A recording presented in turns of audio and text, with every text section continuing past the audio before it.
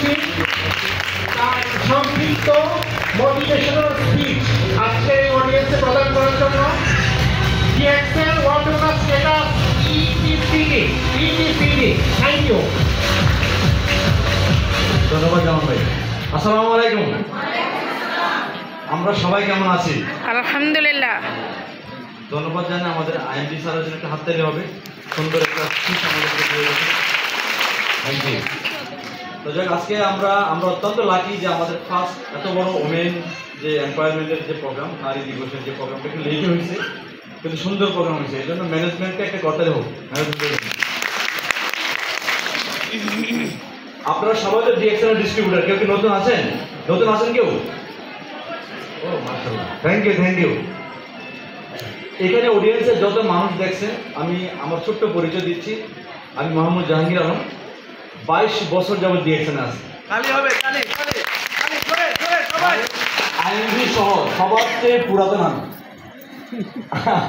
আমার যে একজন পুরাতন আছে আমার আপলাই হাসপাতালে সাগর, কারণ সে আমার আগে আসবে।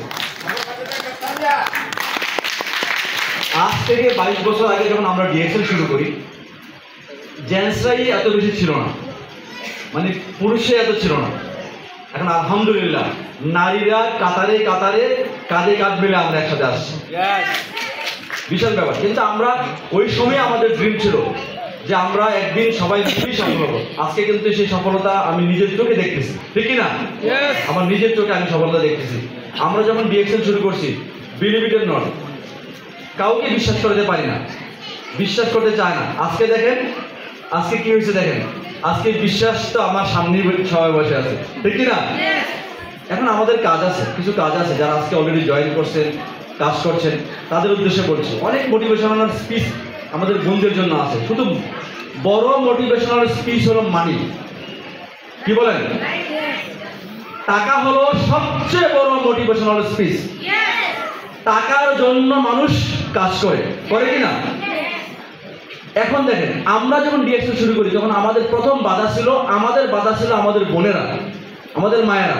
বুঝতো না তারা মনে করতো যে আমরা হয়তো ভুল পথে যাচ্ছি।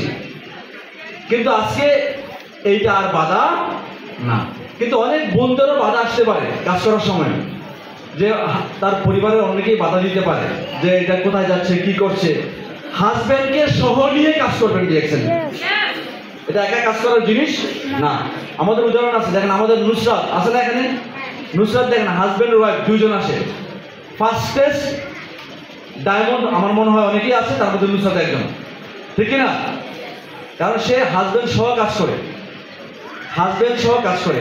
এখন দেখেন সারা ওয়ার্ল্ডে যারা ডিএক্সএল আছে, ডিএক্সএল যদি আপনি সার্চ দেন, দেখবেন ম্যাক্সিমাম সাকসেসফুল টপ লিডারের আইডি মহিলা আইডি, পুরুষ আইডি না। যেমন প্রফেসর বাসুবলের নাম জানি আমরা, প্রফেসর বাসুবলে কিন্তু ডিএক্সএল এর মেম্বার না, মেম্বার হচ্ছে ওনার ওয়াইফ ডক্টর রত্না বাসুবালিয়া। বুঝা গেল? হাজব্যান্ডের কিন্তু মেম্বারশিপ নাই। যে বিহারের ছবি দেখাইছে, বিহারের সবচেয়ে বড় মার্কেট, হাজার হাজার লক্ষ লক্ষ মহিলারা ডিএক্সএল করছে। প্রথম যে মহিলা নেতৃত্ব দিছে তার নাম জানেন? কি বলে? তার নামটা আমি বলে গেছি, মনে আছে এখনই। সে মহিলা, সে কিন্তু মহিলা। ওই মহিলার তার হাজব্যান্ড লিড দেয়, মহিলা মেম্বার। আজকে দেখেন সারা ওয়ার্ল্ডে ইউরোপের যত মার্কেট, বড় মার্কেট, সেই বড় মার্কেট কিন্তু মহিলারা 80% মহিলারা। কিন্তু আমাদের আজকে জনগোষ্ঠী, আমরা যারা আছি, আমাদের অর্ধেক জনগোষ্ঠী আমাদের বোনেরা, ঠিক কিনা? ওদেরকে বাদ দিয়ে কি সফল হওয়া যাবে? ওদেরকে বাদ দিলে অর্ধেক শেষ, প্রথম অর্ধেক শেষ, বাকি অর্ধেকটা কি করবে? কিছু করা যাবে না। তাহলে অর্ধেককে নিয়ে আরো অর্ধেক একসাথে করে পূর্ণ করতে হবে আমাদের বিজনেস। কি বলেন? আমি আবারও বলছি, দেখেন যখন আমরা ডিএক্সএল শুরু করি তখন আমাদের বোনেরা ছিল না, এখন আমাদের বোনেরা আসছে, আমাদের বিজনেস 4 গুণ বেড়ে গেছে। জানেন কি না? বাংলাদেশের বিজনেস এখন 4 গুণ বেড়ে গেছে। এটা কি ছেলেদের শুধু অবদান নাকি মেয়েদের অবদানও আছে?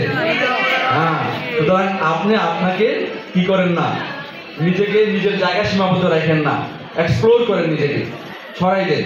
ডিএক্সএল সব জায়গায় আপনি আপনার অবদান রাখেন, সুযোগ আছে। কারণ বিলিভ ইট অর নট, এটা একটু বাইরে চিন্তা করতে হবে, এরকম চিন্তা করতে হবে যেমন একটু আগে এমডি বলে গেছেন 4টা ফার্স্টেস্ট ক্রাউন অ্যাম্বাসেডর কিন্তু কেউই মহিলা ছেলে না, সবগুলো মহিলা।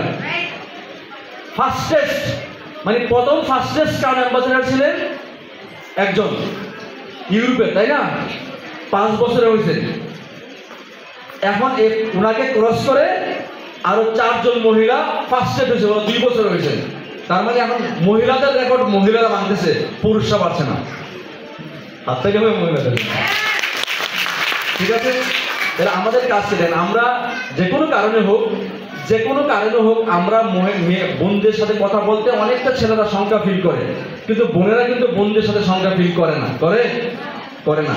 যে কারণে আপনারা যখন কাউন্সিলিং করবেন, অ্যাডভোকেসি করবেন, শেয়ার করবেন, কথা বলবেন, তাহলে বোনেরা কিন্তু আগ্রহ প্রকাশ করবে, কাজ করবে।